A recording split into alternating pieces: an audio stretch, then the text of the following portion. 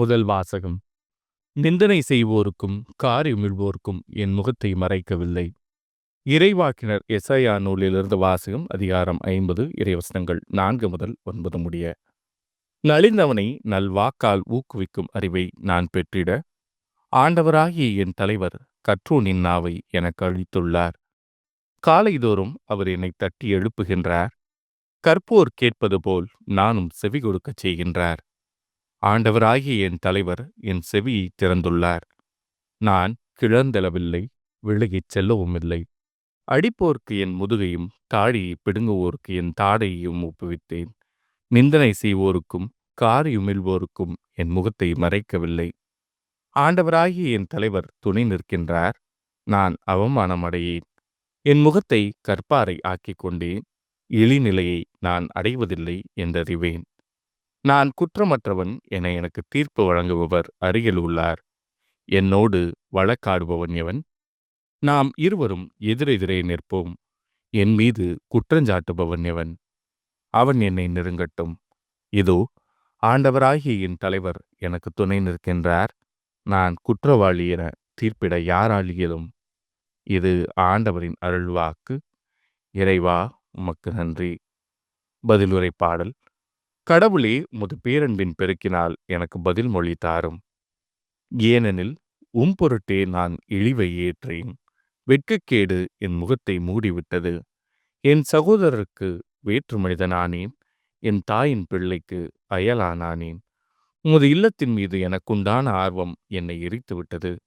உம்மை பழித்து பேசினவர்களின் பழிச்சொற்கள் என் மீது விழுந்தன. கடவுளே, உமது பேரன்பின் பெருக்கினால் எனக்கு பதில் மொழி தாரும். பழிச்சொல் என் இதயத்தை பிளந்து விட்டது. நான் மிகவும் வருந்துகிறேன். ஆறுதல் அளிப்போருக்காக காத்திருந்தேன், யாரும் வரவில்லை.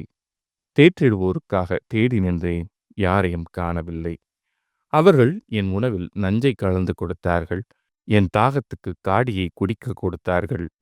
கடவுளே, உமது பேரன்பின் பெருக்கினால் எனக்கு பதில் மொழி தாரும். கடவுளின் பெயரை நான் பாடி புகழ்வேன். அவருக்கு நன்றி செலுத்தி அவரை மாட்சிமைப்படுத்துவேன். எளியோர் இதை கண்டு மகிழ்ச்சி அடைவார்கள். கடவுளை நாடி தேடுகிறவர்களே, உங்கள் உள்ளம் ஊக்கமடைவதாக. ஆண்டவர் ஏழைகளின் விண்ணப்பத்திற்கு செவிசாய்க்கின்றார். சிறைப்பட்ட தம் மக்களை அவர் புறக்கணிப்பதில்லை. கடவுளே, உமது பேரன்பின் பெருக்கினால் எனக்கு பதில் மொழி தாரும். நற்செய்தி வாசகம். மானிட மகன் தம்மை பற்றி மறைநூலில் எழுதியுள்ளபடியே போகிறார். ஆனால் ஐயோ, அவரை காட்டிக் கொடுக்கின்றவனுக்கு கேடு.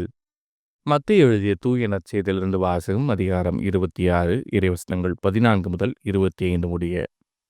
அக்காலத்தில் 12 ஒருவனாகிய யூதாசு இஸ்காரியோத்து தலைமை குருவிடம் வந்து, இயேசுவை உங்களுக்கு நான் காட்டிக் கொடுத்தால் எனக்கு என்ன தருவீர்கள் என்று கேட்டார். அவர்களும் 30 வெள்ளிக்காசுகளை எண்ணி அவனுக்கு கொடுத்தார்கள். அது முதல் அவன் அவரை காட்டிக் கொடுப்பதற்கு வாய்ப்பு தேடிக் கொண்டிருந்தான். புளிப்பற்ற அப்ப விழாவின் முதல் நாளில் சீடர்கள் இயேசுவை அணுகி வந்து, நீர் பாஸ்கா விருந்துண்ண நாங்கள் எங்கே ஏற்பாடு செய்ய வேண்டும் என விரும்புகிறீர் என்று கேட்டார்கள். இயேசு அவர்களிடம், நீங்கள் புறப்பட்டு நகருக்குள் சென்று இன்னாரிடம் போய், எனது நேரம் நெருங்கி வந்துவிட்டது, என் சீடர்களோடு வீட்டில் பாஸ்கா கொண்டாடப் போகிறேன் என போதகர் கூறுகிறார் என சொல்லுங்கள் என்றார். இயேசு தங்களுக்கு பணித்தபடியே சீடர்கள் செயல்பட்டு பாஸ்கா விருந்துக்கு ஏற்பாடு செய்தார்கள். மாலை வேளையானதும் அவர் 12 பந்தியில் அமர்ந்தார். அவர்கள் உண்டு கொண்டிருந்த பொழுது அவர், உங்களுள் ஒருவன் என்னை காட்டிக் கொடுப்பான் என உறுதியாக உங்களுக்கு சொல்கிறேன் என்றார். அப்பொழுது அவர்கள் மிகவும் வருத்தமுற்றவர்களாய், ஆண்டவரே, அது நானோ என ஒவ்வொருவரும் அவரிடம் கேட்கத் தொடங்கினார்கள். அதற்கு அவர், என்னுடன் பாத்திரத்தில் தொட்டு உண்பவனே என்னை காட்டிக் கொடுப்பான். மானிட மகன் தம்மை பற்றி மறைநூலில் எழுதியுள்ளபடியே போகிறார்.